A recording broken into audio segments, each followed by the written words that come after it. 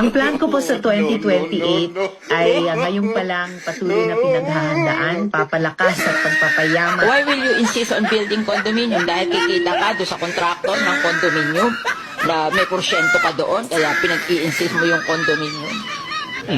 O bakit mo ini-insist ang condominium? Payag naman yung mahihirap na i-distribute na lang yung land sa kanila, and that's 500 a month. Nakalagay sa mandate nyo to help the poor and the homeless. But the poor and the homeless cannot afford the condominium. Why not distribute the land under the community mortgage program na 500 a month lang ang ano nila? Ba't ayaw nyo nun? You tried it. O paalisin nyo doon sa lupa, tatayuan nyo ng kondo. Saan nyo dadalhin yung hindi kayong magbayad sa kondo? O, di homeless na naman yon.